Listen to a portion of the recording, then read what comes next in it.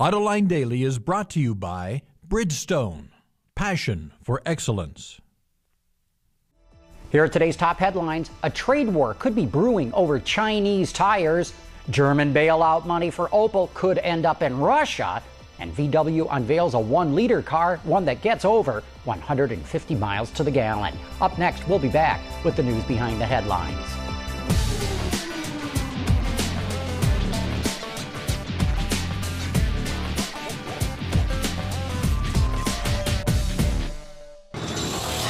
This is Autoline Daily for Monday, September 14, 2009, and now the news. Could the global economy be facing a trade war? Last week, we reported that the Obama administration was looking at putting import tariffs on Chinese tires, and over the weekend, it announced it will do just that. China says this could cost the jobs of 100,000 tire workers in China, Gasgoo reports. So now the Chinese government is saying it will retaliate by raising taxes on chicken and car parts imported from the U.S. But it's not just the U.S. facing problems with Chinese tires. Last week, we reported that Brazil is also imposing import tariffs on Chinese tires. Reuters reports that about 600 million euros of aid that the German government is providing to Opel will actually get spent in Russia. As part of Magna's plan to take over Opel with its Russian investment partner Sberbank, hundreds of millions of euros will be spent to modernize the manufacturing operations of Russian automaker Gaz. You know, the Opel story is heavily entwined in German politics with a major election just around the corner, and this latest revelation is sure to be a bombshell. Toyota is not going to put lithium-ion batteries in its hybrids anytime soon, Bloomberg reports. While Toyota is going to put lithium batteries in a plug-in version of the Prius, that's for demonstration purposes, not for large-scale retail sales. Toyota says there's nothing wrong with lithium batteries except for their huge cost, and so it's going to stick with nickel metal hydride batteries in its hybrids. The price of steel is falling again. The Wall Street Journal says government stimulus plans convince steelmakers to boost production and prices. There was a temporary rise in demand, but it has since cooled off, and now steel prices are back on the decline. In turn, prices for raw materials to make steel are beginning to fall as well. China's auto industry is starting to show signs of overcapacity.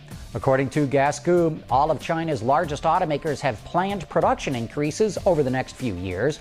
The increase in capacity is mainly being driven by the development of alternative-powered vehicles. China's automakers have set targets that exceed the country's goals for producing hybrids and electric vehicles over the next few years. China's capacity is predicted to be about 16 million units by 2012. More news coming up after the break.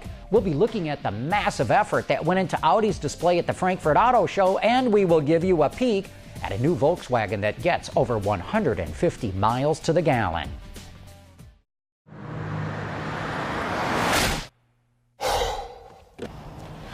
Changing tires out here could be dangerous, but with these tires, I don't need to worry. Bridgestone. In 2007, BMW announced it would reduce spending by 6 billion euros annually by 2012. And now, according to Bloomberg, the company will beat that target. BMW is also on track to save 500 million euros this year from previous job cuts. It also expects sales to gradually improve next year and by 2011 to be through the financial crisis. Have you noticed how happy everyone seems at GM right now? As part of its bankruptcy plan, all salaried workers at GM took a pay cut, but on Friday, GM restored that pay for its white-collar workforce.